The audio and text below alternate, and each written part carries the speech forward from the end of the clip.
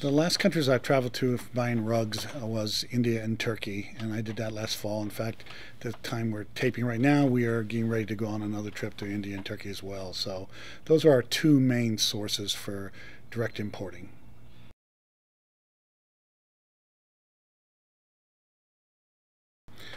Well, one thing that people don't realize about the rug weaving is most of it's done as a cottage industry, so it's done at home. So it is something that they will weave in their own home at their own time, at their own pace. Most of the time, they are farmers first, and they weave to supplement their income. So it's not something they do constantly. It's not something they do 8 hours a day, or there's no sweatshop involved. It's basically a supplement to their income, and usually they're very skilled at what they do. So you have a situation to where the mill or the compound, the people we deal with, they will give them the graph, which is the cartoon or cartouche we call it, which has every point of that rug painted in a different colorway. You got to remember, most of the people we deal with are illiterates. They don't read or write, but they can read a graph, and they're good with their hands. So you have a tremendous skill level there, but not as far as academia, as far as reading instructions and things like that.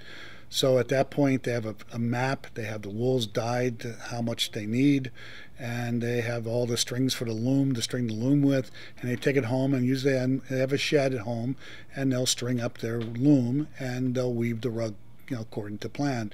We'll come back out as far as the compound comes out and inspects, and they'll pay them basically as they're weaving the rug going up the loom. They'll look at it saying this is right, take that out, that's not right, you're not following this. So there's a lot of instructions being done by the exporter as well as the weaver is involved. But most of the weavers know what they're doing. They're very skilled, and they can read that map like you can't imagine. They're very, very skilled at that. And you end up with a product that's totally handmade, totally on their own, and pretty much a very unique situation where you don't have control on. So it's a lot like art in some way.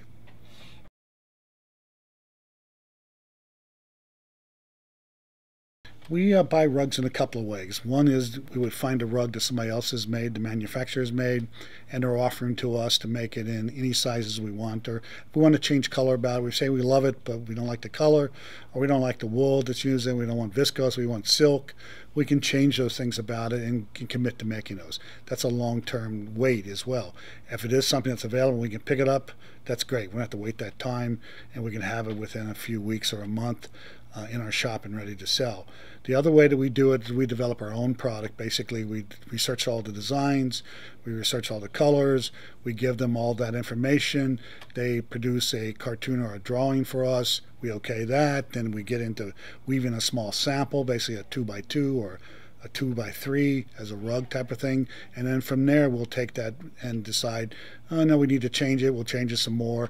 That's very time consuming. I would say from starting a rug, doing it that way, to getting to the point where you say, okay, it's ready to make, is at least 6 months, and that's very time consuming. And then you can add another 6 months onto it to weave the sizes that you want, and sometimes up to a year sometimes. So it's very time consuming to do it the other way.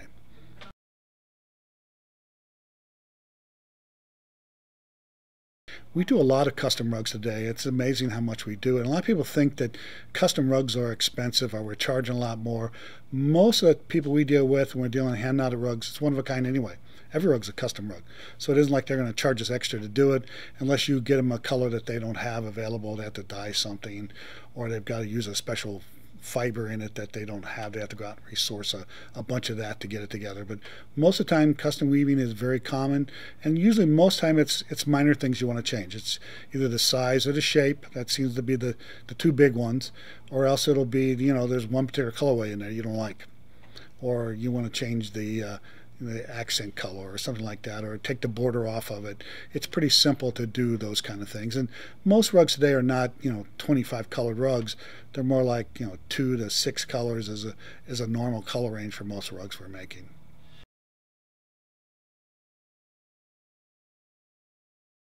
The best part is about anything in business is the people you deal with, and it's very interesting to have that relationship with them, and to know that we have this thing in common, even though we're so different. And the art of weaving and what pride they take in what they're doing, and how hard they work at making it happen. If you saw how much work goes into it and how many hands touch it, and so many things that can go wrong and will go wrong, and you have that relationship developing products and shipping products, you really get to have a bond. It's like a brotherhood when you deal with your suppliers, and you have trust that's built, you have integrity that's built. So it really is a true friendship and a great business relationship as well.